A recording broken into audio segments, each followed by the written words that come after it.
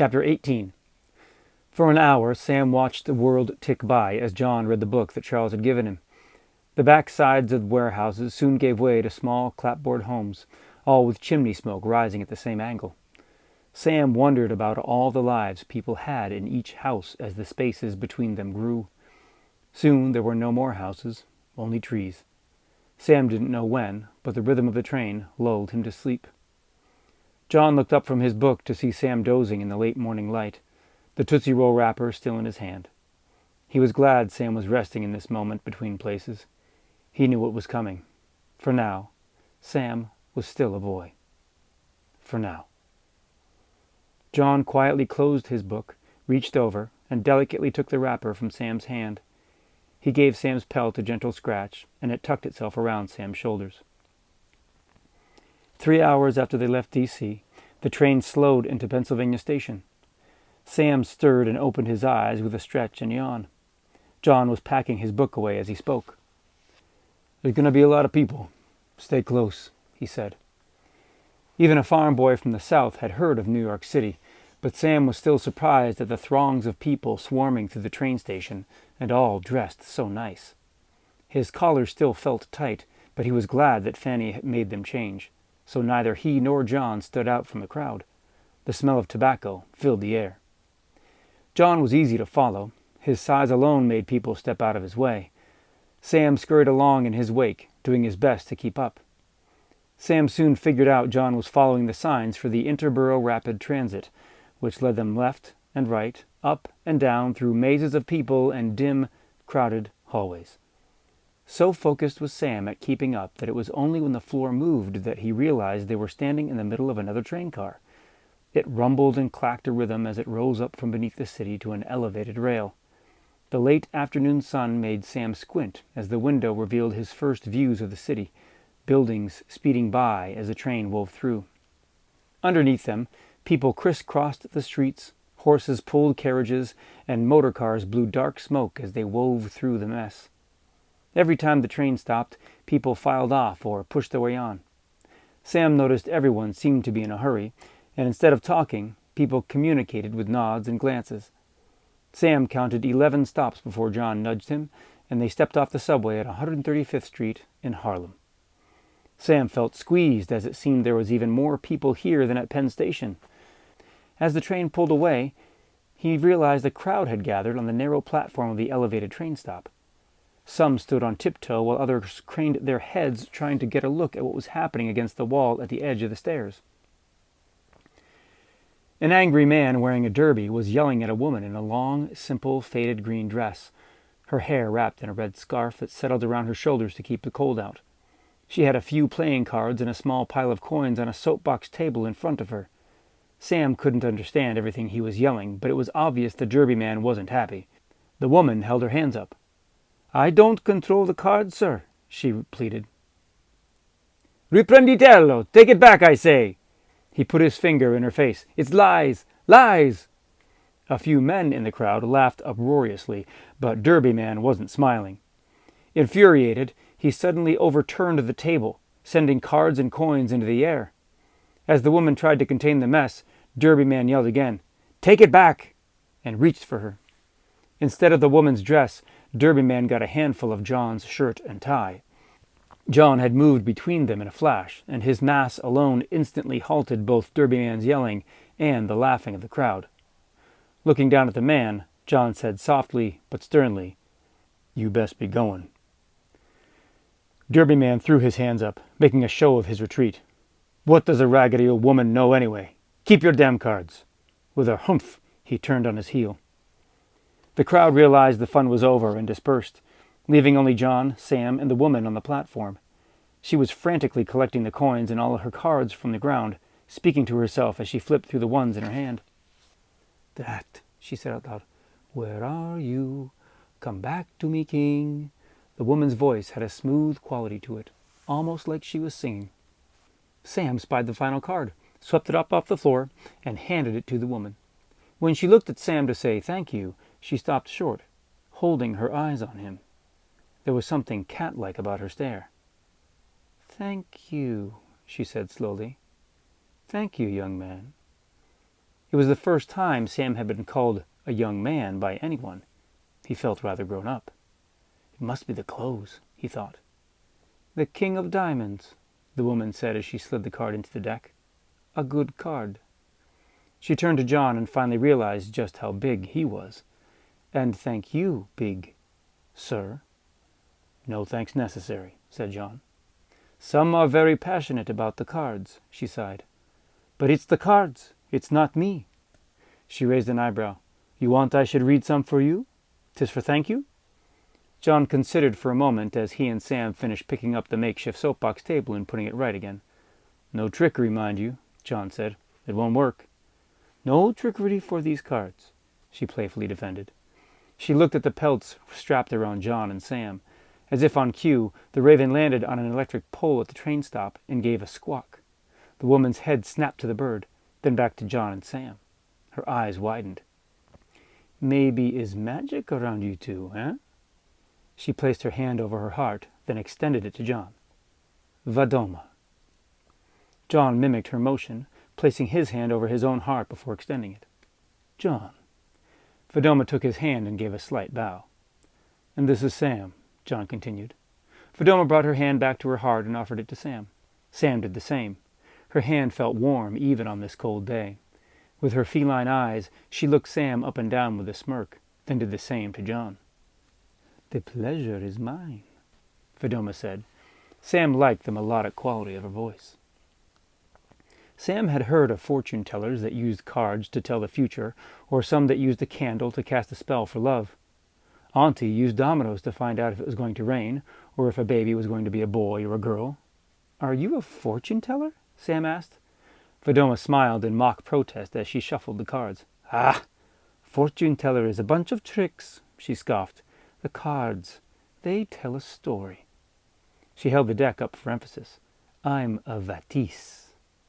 In front of her on the table, she balanced the entire deck, on edge. Let us see what is your story. Give me your hand. Sam offered his hand eagerly. Vadoma turned his palm down and brought it over the standing deck. A card jumped up, and Sam surprised himself by catching it. A wave of excitement passed through him. Put on table, like so, Vadoma instructed. Sam laid the card face up. Ah, should have known. Same as before. King of Diamonds. Is good. Vadoma thought for a moment, then turned to John. What about you, Johnny? Sam smiled as he wondered if anyone else could get away with calling John's massiveness Johnny. Like this? John asked as he held his hand over the upright deck. Another card jumped up, and John caught it. Vadoma took it and laid it across Sam's King of Diamonds. And the 8. She looked at John, then at Sam. An old man crossed with a young man. She gestured to each of them. Good, right? Sam glanced at John, who didn't seem impressed. Vadoma rolled her eyes at John, then took the top card from the deck. She looked at it with surprise, then glanced back and forth in the subway station. She raised an eyebrow as she brought it down. Just as the card was about to touch the table, a loud police whistle pierced through the subway station. Sam's hair stood up when he saw a derby man standing with a police officer and pointing. There they are, he yelled. Vadoma tossed the last card on the table with a flourish. 2 of clubs says, time to go. She scooped up the cards, grabbed the soapbox table, and ran. On instinct, John and Sam followed, sprinting down the stairs behind her and down onto the street below. The sidewalks were lined with people selling everything from newspapers to ducks. Engines from motor cars made put-put sounds and spewed smoke, smelling of motor oil, while horses pulled carriages this way and that, leaving a lingering of a scent of manure. One loud motor car swerved and barely missed them as it sped by, the driver cursing. Damn engines, said John under his breath. He stared daggers into the back of the driver's head as it rushed away. The policeman's whistle screeched again from the top of the stairs. This way, called Vadoma. Vadoma led the dash through the streets with Sam and John. To Sam it was almost the same as running through a forest, only here the trees moved. It became a game of deftly dodging pedestrians and street sellers as they ran. Sam was so focused on keeping up, he lost track as they turned right or left or crossed a busy street. The policeman's whistle faded into the sounds of the city when Sam thought he heard music. A few steps later, he looked up to see Vedoma stopped in front of a young busker playing a jig on a squeeze box. "Evening, Jorge," she called, flipping a coin into his hat. She pulled the deck of cards from her dress pocket and drew one. "Two of diamonds," she called. She reached into her pocket again and produced another penny. Tossing it into Jorge's hat, she called, "Another one, for later, just in case." "I'll be here," Jorge replied without skipping a beat. One more block and a right turn around a corner brought them all in front of a 3-story brick building. A striped awning stretched out over the sidewalk, covering the wares of a small grocery shop. The Raven came to rest atop a nearby street lamp as Vedoma handed the soapbox she had been carrying to a barrel-chested and mustached man standing amidst the fruit. "Good day, Ivan. Thank you for the box." "Vedoma, you back. You clean horse. He make mush." He held his nose for emphasis. "Or no more stay." Yes, of course," Vedoma replied. "Good business today?" "Da. When it's cold, apple stay fresh. See?" Ivan held up an apple from one of the open wood boxes in front of his shop. Though quite late in the season, it looked as if it had only been picked a few days ago. They looked delicious. Ivan seemed to read Sam's mind and his stomach. "1 penny each or 6 for nickel." His accented voice was gruff, but Ivan seemed friendly enough. Vedoma tossed Ivan a nickel from her dress pocket. "6 it is, then." She grabbed 4 for herself and headed down the alleyway next to the store. "You two can pick your own," she called over her shoulder. Ivan turned his attention to John and Sam as they looked over the apples. He lowered his voice. "You be careful, eh? Sometime she nice. Sometime she trouble." John smiled at Ivan. "Well now, aren't we all?" Ivan let out a laugh that shook his entire barrel chest and clapped John on the back. "Da, it's true." John held up his apple. "Thanks." Sam did the same. "Thank you, sir." The Raven took flight and squawked as they turned down the alley next to the shop. About 20 yards ahead, Vedoma stood in front of a huge Palomino horse, feeding it the apples she had bought. Attached to the horse was something far more sophisticated than a wagon. It was an exquisite and enchanting carriage painted in reds and greens. Carvings of birds flanked either side of the coachman's box. Behind it was an intricately etched door in the center of a rounded roof. It was the very definition of ornate. The horse gave Vedoma a nuzzle as he happily chomped. "There's a good boy," she said affectionately. "That's a big horse," Sam said. "Yes, he is," Vedoma replied as she fed him from her hand. 17 hands. This is Alde. He likes apples." The Raven landed on top of the ornate carriage with open wings. It fluffed and ruffled before tucking all its feathers back into place. Vedoma looked at John, then Sam. "That your Raven?" she asked. "You could say that," answered John. The Raven gave a squawk of protest. "The Raven says differently," Vedoma laughed while John rolled his eyes. Sam had assumed the Raven was John's. He wondered who else the traveling bird could possibly belong to. Alde shook his bridle, and Sam's eyes were drawn to the carriage again. "Is that your carriage?" Sam asked. "Carriage? No," Vedoma corrected Sam politely. "Caravan." "Oh, caravan," Sam repeated. Looking it up and down, he was sure he wouldn't forget. Sam would later understand that it was a Romani caravan, a vardo in many circles, and a source of pride for many Romani people. Vedoma turned to John. "You were quite useful today. I suppose I should thank you for stepping in at the station. If there's ever anything I can help you with, feel free to ask."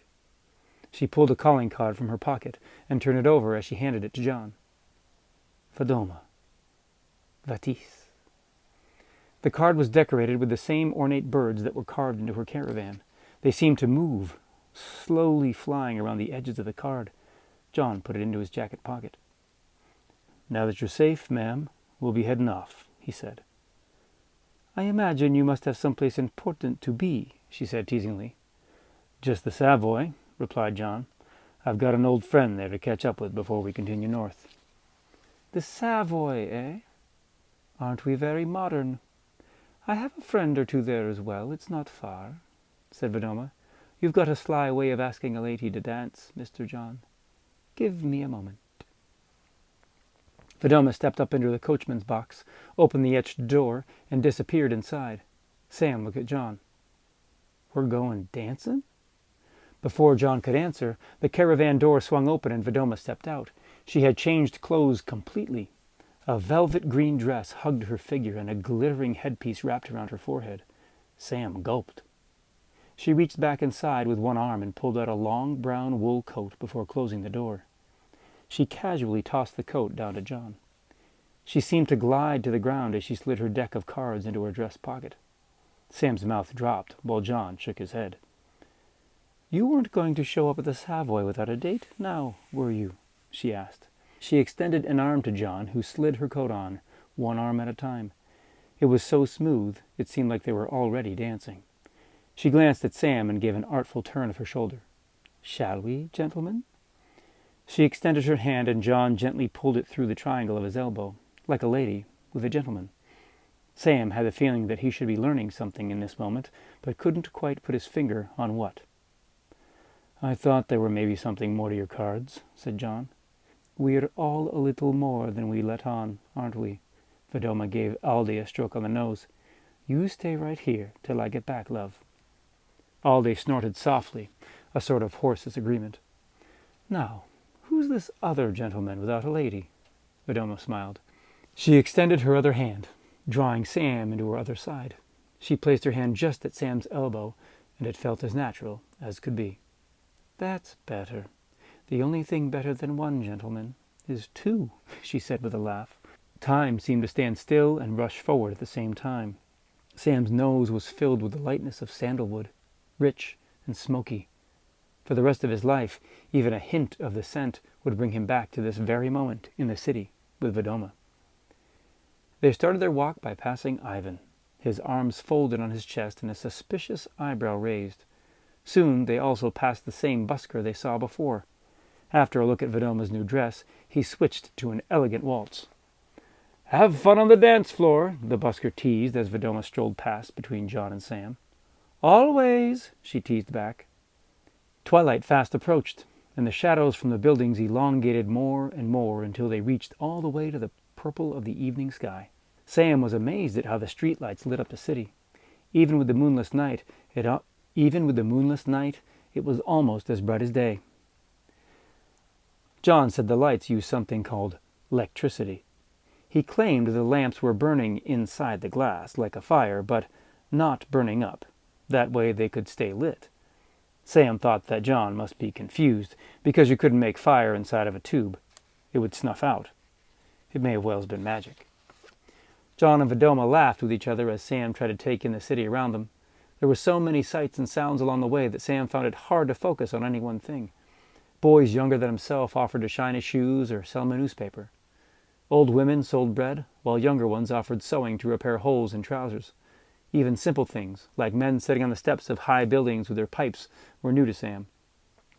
Eventually, they stopped in front of a double door with a sign above that read, "The Savoy," in fancy lettering. The Savoy. "Well, here we are," said Vidoma. "Shall we?" They stepped to the end of a line of people waiting to enter. Each time the door opened to let people in, the music would try to get out. The line moved quickly, and when they reached the front, John asked the doorman, "Bojangles in town tonight?" "Sure is," the doorman responded. "Duke is too. Got a few opening acts, but Bojangles will be up before too long." He pulled the door open and gave a small bow as Vidoma and her gentleman stepped inside. The rhythm of drums pounded Sam's body. Brass melodies rose and fell while harmonies engulfed his ears and brain. Tobacco smoke curled in the air, cutting gray arcs into the spotlight that threw a beam from the back of the house all the way across the dance floor to the bandstand. A circle of light followed the dapper band leader as he waved his baton majestically back and forth in front of a dozen gleaming instruments. Each member of the band wore a powder blue suit as sharp as a tack. The band leader glanced over his shoulder from time to time, waving and smiling at the dancers filling the floor. And what dancers they were! Sam couldn't believe how they all moved with the music, each step filled with rhythm and joy. Sam felt like he was floating as the music swelled around him, like he was being carried aloft through the dance hall. He felt a hand on his shoulder, snapping him out of his trance. A lady in a long scarlet dress politely asked, "Your coat, young sir?" She pulled Sam's pelt off his shoulders and draped it over her arm, adding it to John's pelt and Vidoma's long coat. John leaned into Sam's ear and spoke over the music.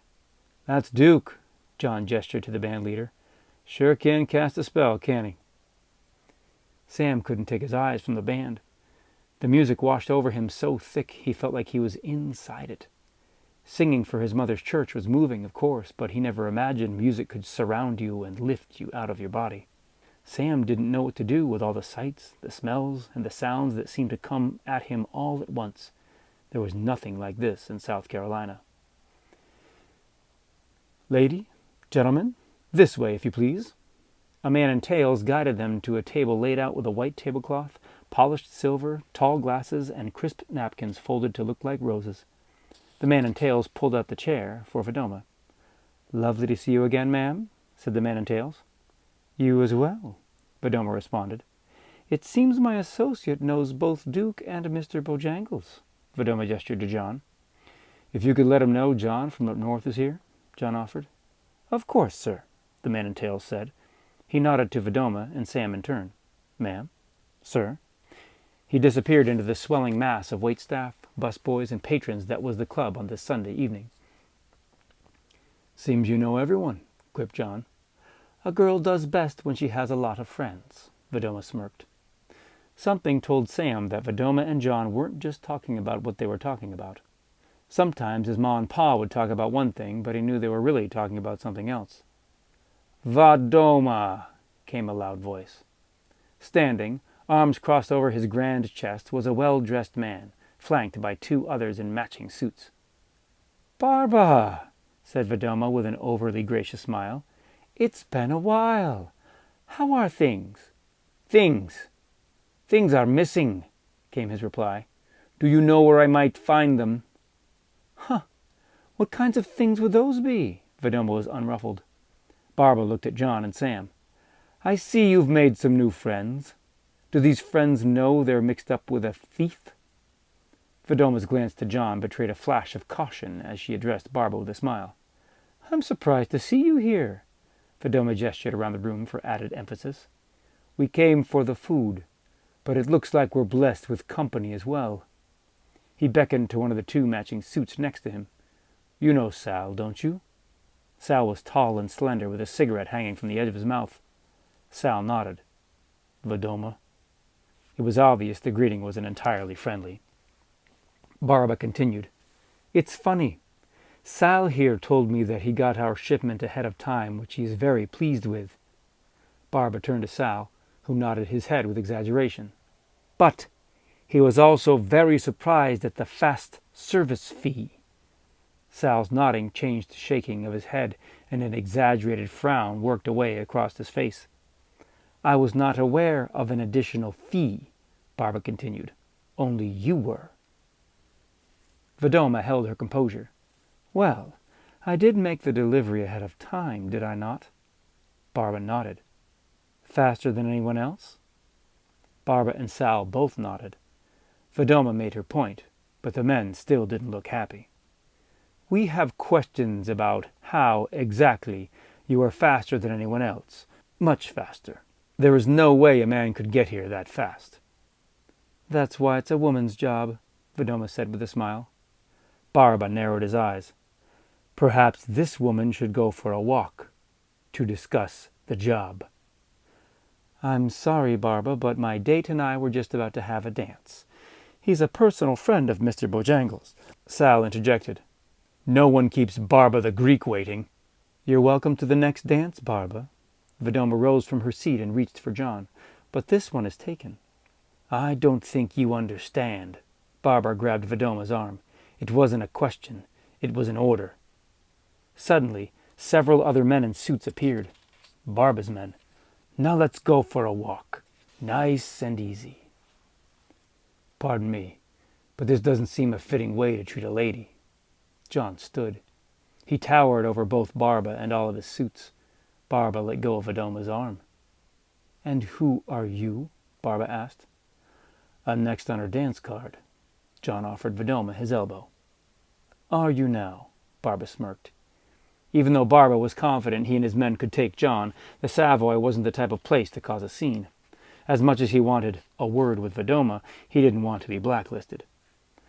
Now what kind of gentleman would I be if I didn't honor her dance card? Barbara looked to Sal and the suits, who all had smiles. One dance. Sounds fair enough, said John. Vidoma turned to Sam and said loudly, Sam, will you get a lady a drink? She then pulled him in close and whispered directly into his ear, Get Alde in the caravan. Bring them here, pronto. Sam looked at her wide-eyed as she pushed him away and smiled, continuing loudly, Be sure to get that drink order right. I have a feeling I'm going to need it. She took John's arm and they gracefully stepped away. Barbara, Sal, and the other suits kept their eyes on John and Vidoma as they took to the dance floor. Vidoma turned back and stared daggers at Sam. What are you waiting for? Go, she said through gritted teeth. Blinking, he looked left and right, but for the life of him couldn't figure out which way was out. Suddenly, the man in tails was on his shoulder. Looking for the door, sir, he said into Sam's ear. Sam nodded vigorously. Right this way. Sam followed the man in tails as he wove through the club and to the door, holding it open with a slight bow as he loudly whispered, Hurry!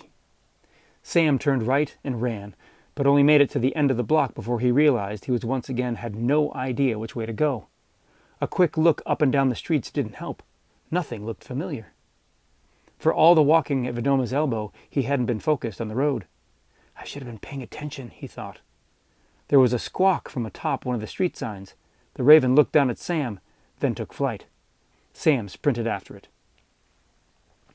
Inside the club, John proved an exceptional dance partner. As the music crooned, John eased Vidoma this way and that, lifting her effortlessly for a turn here or a twirl there. He led confidently, so Vidoma always knew what was coming next. When the final notes of the orchestra came to rest, she knew the fun was over. Barba and his suits were watching from the sides. Barba was determined to get his money back. In fact, for the entire song, Barba and his suits never took their eyes off the dancing couple. Barba had even used the time to summon more suits. Before a new song began, the additional suits made it quite obvious that any other couples should sit this one out. As the other patrons stepped out and the suits stepped in, John held Vidoma in place in the center of the dance floor. He was like a statue, his left arm high and right arm wrapped around her, a firm hand on her upper back. Sam chased the raven street after street, zigzagging through pedestrians, around electric lights, and dodging motor cars. After passing the busker with the accordion, the raven squawked and made a final turn, perching atop the striped awning of Ivan's grocery shop. Ivan watched with arms folded as Sam bolted around the corner and into the alley. I told you she sometimes trouble, Ivan called as Sam sped past. Sam finally stopped in front of the massive Alde, harnessed it to the caravan. He climbed aboard, took the reins with a snap, and called, Hi-ya! Alde didn't move. Hi-ya! Sam called again. Alde looked back at Sam, then forward again, but didn't budge. Barba stood just off the dance floor, arms folded across his chest with a wicked smile from ear to ear. The band leader stopped and turned to see his dance floor empty, except for John and Vidoma. John pulled Vidoma in close enough that they were cheek to cheek. How quick is your boy? Vidoma whispered. Not quick enough, replied John. I count 8. Skinny guy smoking at the edge of the stage makes 9, Vidoma answered. 9 it is. How well can you follow? John asked. Vidoma raised an eyebrow. Try me. John called out to the band. Duke! The band leader squinted through the lights. John? Is that? Give me some poppin', Duke! Duke spun to the orchestra and hollered. You heard the man? Hell's a poppin'! He punched his baton down and the bongos kicked in a rapid rhythm while the piano and bass doubled down with a wicked walking bass line. The trumpets let out a diabolical scream. John snapped his wrist and pushed Vidoma hard with his shoulder. She spun across to him and away, unfurling at the end of her turn with a backhand across the jaw of Suit 1. Whack! John tugged her hand and Vidoma came back with a tight spin. Suit 1 fell to the ground. 8, Vidoma said. They shared a smile. This wasn't going to be an ordinary dance. Sam planted his feet in front of Alde and heaved on the bridle, but the horse wouldn't budge. Come on, Alde. Vidoma said to hurry. Sam looked to the sky for some kind of help, only to see the raven glide down and perch on the roof of the caravan. Caw! Are you going to help or not? he called out. Sam didn't know what he expected the raven to do. The raven cocked its head, then took off down the alley. Sam dropped his head in despair. "I guess not," he said aloud. At the Savoy, the saxes wailed, the trombones howled, and so did Barba's suits. John pulled Vedoma in tight and used her momentum to fling her over his back, holding her over his shoulder by the waist as each foot kicked a suit in the face. John pulled her back over his shoulder and landed Vedoma right in front of him. "On the floor!" Vedoma yelled. John laid Vedoma out with a spin as he kicked his own leg over her head and landed a blow to suit 4, sending him backwards. The trumpets blared. "We're kicking up your heels now," John hollered. 5 to go. John tossed Vedoma up, down, sideways, and in every other direction. She was a graceful, beautiful weapon. With every turn, a punch to the face. With every flip, a kick, and often 2. Every twirl and lift was a mesmerizing flow of the pair's improvised destruction. Through it all, John and Vedoma never missed a beat. Sam stood in front of Alday, yanking at his bridle. "Why won't you move?" Sam looked Alday in the eyes, but the horse seemed to stare straight through him. Sam threw his hands up. Think. He tried to will an idea out of his mind. What will make a horse move? He felt a quick puff of air across his face and turned to see the raven perched on the top of Alday's bridle. It flapped its wings and twitched its head, trying to show Sam what it had in its beak. Sam held out his hand, and to his complete surprise, the raven dropped a penny into it. Sam stood with the penny in his hand, staring at the raven, his brain searching. John and Vedoma are in trouble. I can't get this darn horse to move, and this bird is bringing me pennies? The raven squawked, then snatched the penny off Sam's palm. Sam ducked as it flew just over his head and down the alley to Ivan's grocery shop. It landed on the edge of a box of fruit, flapping to get Ivan's attention. "Hello, bird," Ivan said with surprise. "What do you have?" Ivan extended his hand, and the raven dropped the penny, squawked, and looked back at Sam. Ivan stretched his neck to look down the alley and saw Sam standing with Alday. Sam's face was all bewilderment as he witnessed Ivan and the raven doing business together. The raven hopped to the apples. "Clever bird," Ivan said. He picked up an apple and yelled to Sam, "Hey!" Ivan threw the apple in such a perfect arc that Sam barely needed to reach out to catch it. He held out the apple to Alday, who gobbled it up in one bite. Sam grabbed Alday's bridle. "That's a good boy. Let's go. Yip, yip."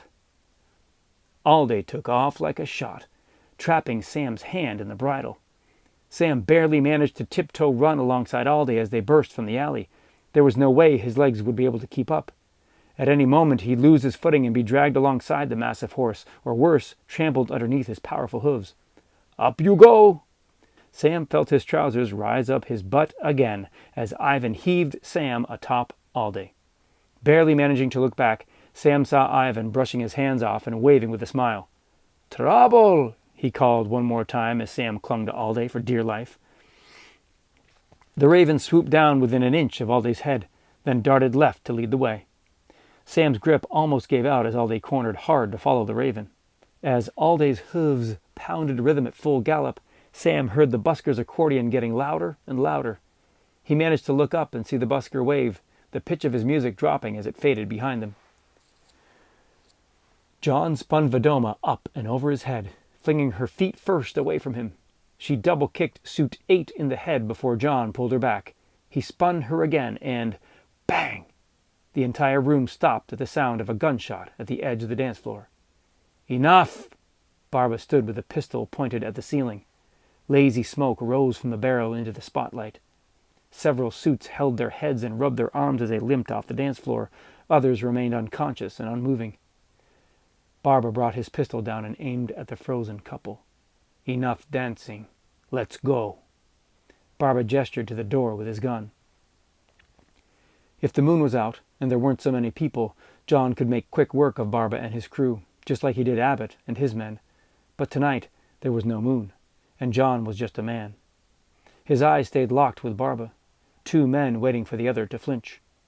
An injured suit, holding his head, stood up right between them, blocking Barba's gun. "Move!" yelled Barba at his man. The suit startled, then turned to see the gun pointed right at him. He dropped to the ground, but the dance floor was empty. John and Vidoma were gone. The rest of the crowd was now in a panic, swarming in all directions. "Don't let them out!" Barba yelled to his men. "The doors!" "I hope your boy is good with horses," Vidoma cried as they shouldered through the frenzied crowd. "Ah!" Sam screamed into Aldi's mane. He barely clung to Aldi's back as they chased the Raven across boulevards, around corners, and through the streets of New York City. Even with the caravan being pulled behind them, Aldi never slowed. Breaking through the front doors, John looked left and Vidoma looked right, but there was no sign of Sam or Aldi. From inside, they could still hear Barba and his suits yelling, "No, that way! The front door, damn it!" Then, a familiar sound. Caw! From the sky between the streetlights, the Raven swooped and streaked past. Aldi came around the corner at full speed, a breathless Sam clinging to his back and the caravan careening behind them. "That's one way to do it," Vidoma smiled. "Hatch!" she called. Aldi slowed the whole shebang to a stop right in front of the Savoy's front doors. Vidoma jumped aboard and grabbed the reins. John was next to her in an instant. "Vidoma!" the man in tails called. From the front doors of the Savoy, he flung both the pelts and Vidoma's jacket over the crowd and into the air. The pelts found their owners and wrapped around them tight. Vidoma's coat opened and glided straight to her. In one graceful motion, Vidoma slid her arms into the sleeves and it settled perfectly under her shoulders. She reached into her pocket and flipped a coin to the man in tails. Sam relaxed his grip on Aldi's neck and turned to Vidoma. "Maybe I could—" "No time to waste!" Vidoma snapped the reins and Aldi took off again. Sam clutched the horse's neck once more and the pelt streamed behind him like a cape. Barba and his suits burst through the front doors just in time to see the back of Vidoma's caravan disappear around the corner. A Ford Model A pulled up right at the curb in front of them.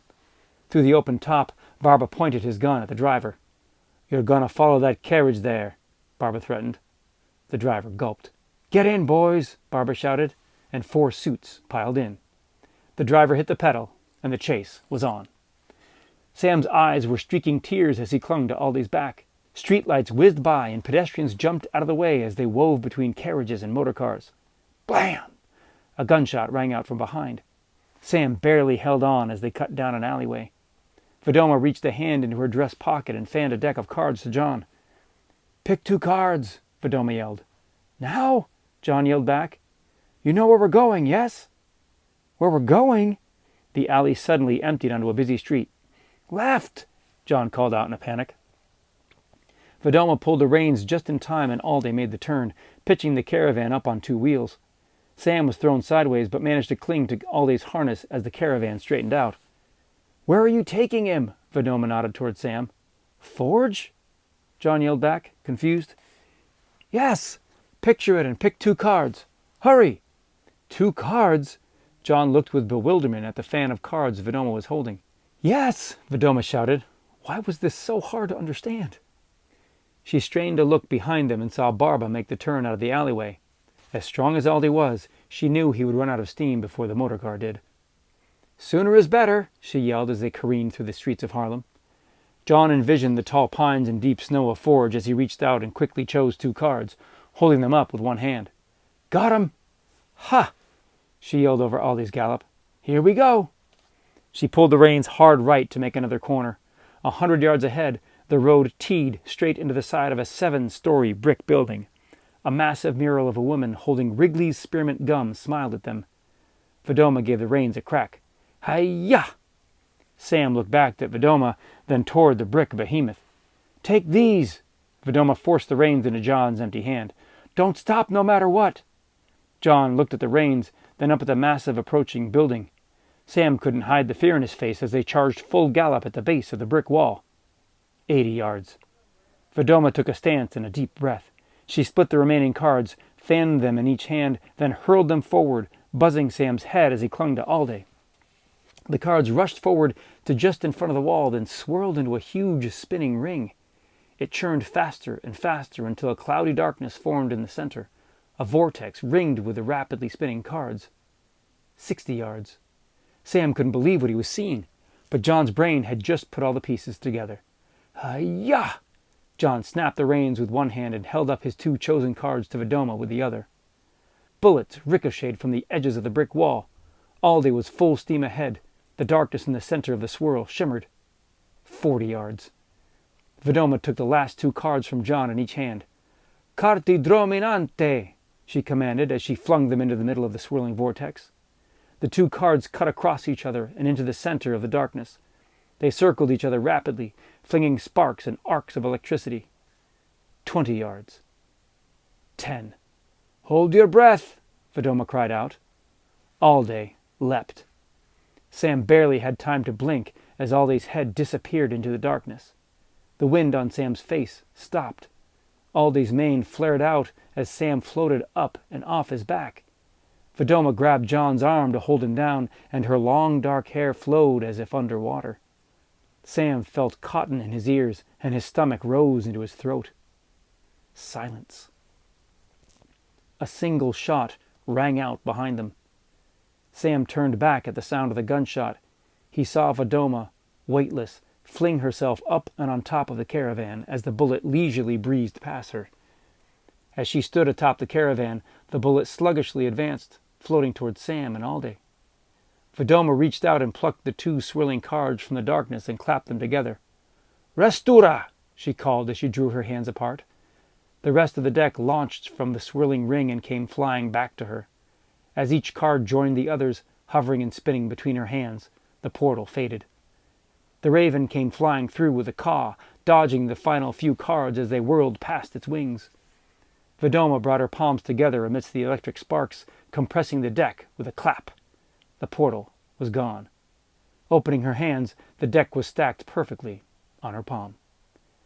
Sam turned his head and watched as the bullet finally passed him and lodged into a pine just ahead. Where'd a tree come from? Barba and his car full of cronies found themselves headed straight into a brick wall. The driver slammed both feet on the brake, but it was no use. The motor car slammed into the wall, and the back wheels rose high from the impact, flipping everyone inside up and out of the vehicle. It hung up in the air for a moment before falling back to the ground with a smash. Barba and his men slowly picked themselves up and looked at the wall with confusion. What the hell just happened?